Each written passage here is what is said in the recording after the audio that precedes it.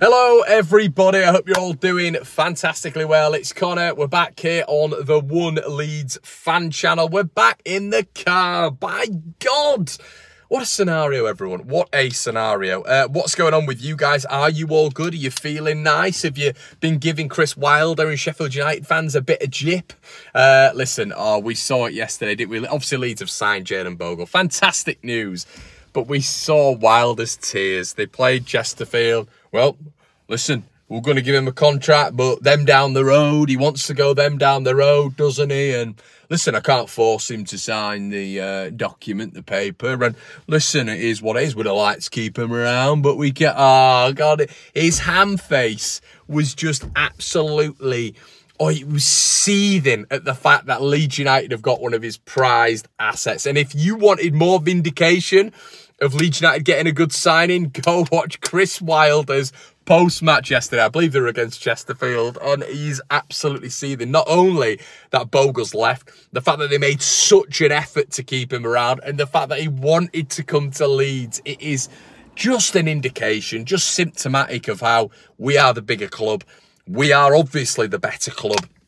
And Yorkshire is donned by one club and will always be hated by the masses. You know, and listen, what do they say? Was it the Stone Roses where they said, always, what is it? Sort of never ignored. Never ignored. What was it? Never adored. Ah, some of you put it in the comment section below. I butchered it, but I don't care. Yeah, so something about being adored but never ignored. That, whatever it is. But listen, I'm buzzing about it, everyone. I'm buzzing about the Bogle signing. I'm buzzing about what it means that Leeds can do. I'm buzzing at the fact that we saw Daniel Farke essentially speak after the match the other day about us going to a 3-4-3. About us going to a 3-4-3, that's going to aid us defensively massive. It's going to help out Joel Peru. It means that Leeds could go to a front two as well, which I think would help Joseph as well if he's got someone there to ease the burden. Does it mean that Leeds are going to be a little bit more solid? Does it mean we can utilise a little bit more of our midfield? Does it mean that we can really look strong at the back? I mean, it was some great pictures this morning as well of Wober and Aronson, and it's funny how things have just suddenly changed, isn't it? The rhetoric of, you know, of these forgotten players and the ones who've just left Leeds in the lurch, which they did, coming back and actually having a good go at it. And listen, they'll be judged on this season. They're going to have to get themselves back into the Leeds United fan book, of course, which is going to be difficult. But overall, everybody, it's a really good situation that we're in now. We look strong. We look really strong. You know, the way that Leeds are looking right now, to have Wober, Rodon and Strauch in this division, it is a very, very, very good standard. What I would say is Leeds are apparently, according to the Daily Mail, looking at Sakyi. Now, this is someone who I did a bit of a profile on at the beginning of the window. And it was a winger who Leeds United could go out and get. His most successful period was when he was on loan at Charlton. He was unbelievable. There's been clubs who want to get his permanent signature. He is a winger if you're not aware of him. Clubs want to get his permanent signature, but Crystal Palace are going, nah, no, you're not doing that, but we'll loan him out. We'll loan him out to a Championship club. That's their preferred option because they want Sakyi in and around the Crystal Palace first team at some point. Now, the Sakyi news is interesting because if you guys aren't aware, he's a winger. Yeah, can play off the left, can play off the right. He's got both a bit, you know, he's technically able. So a lot of it signifies that Leeds have maybe inquired about him, that we are aware that Gnonto is vulnerable right now and potentially Somerville is vulnerable as well. Probably more Gnonto in terms of just the valuation being a little bit more acceptable. Everton probably having a little bit more obvious interest than any other club has on Somerville, and apparently Somerville is wanting that move to Liverpool at some stage in his career.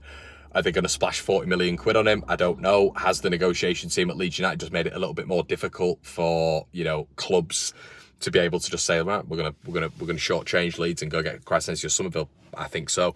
I think the negotiation team evidently at Leeds United is very good. We've seen that Christensen has had to go on loan again. If you want to buy him for a permanent, it's 15 million euros. Are we living in some sort of alternative universe? 15 million euros for Christensen. There's people telling me that we're going to get 20 million bags for Somerville from Rennes. I don't think so. I really don't think so. But It's good business by Leeds at the minute. I still think we're short of a midfielder. I understand Crew's going to come into it. I understand he looked good. Decision-making was good. The timing, the screening of the midfield looked very good. But it is against Harrogate. Harrogate is a good standard for Crew to come up against, but he's going to be coming up against top midfields. But will he be used as a little bit more utilisation? I'd hope so.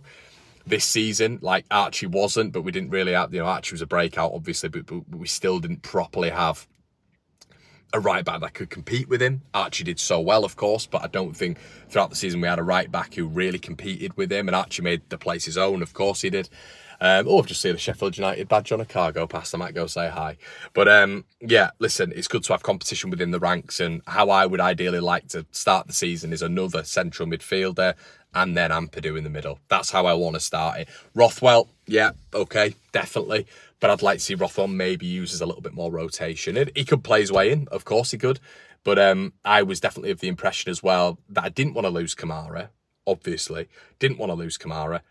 But I was also thinking to myself, but Kamara can be used as rotation as well. And that's kind of where I'm seeing Rothwell as well. I want Leeds to go out and buy a proper central midfielder who can do a lot. Versatile and can do a lot. A lot of you guys have sort of asked me who, and I've mentioned sort of several times that Lewis O'Brien, I think, would be a perfect midfielder in this division. I think many clubs would want him and have probably inquired about him. We know Premier League clubs are on his radar, but, have they been aggressive with the Lewis O'Brien talks? If Leeds are aggressive with it, he's still at a young age, available, not playing at Forest, and I feel like once again it's another open goal.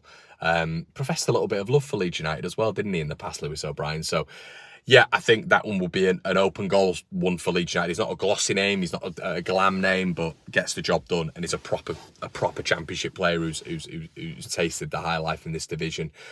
So yeah, he'd be my first pick as a midfield option who starts for his week in, week out, and then we're looking very, very, very strong. Looks like Firpo's sticking around as well. He put out a nice little post the other day, which was sort of signifying the fact that, he's loving his time at Leeds, yada, yada, yada. And, he's about to go on tour, and he seems relatively happy, which is good news. That it feels like social media is a metric of what goes on nowadays. We saw Joseph play the other day. It looks like we're going to maybe get the highlights of these games of our Germany tour, of which it's very, very confusing as to what's going on with this Germany tour and why it is like it is in terms of just quiet. But I'm happy.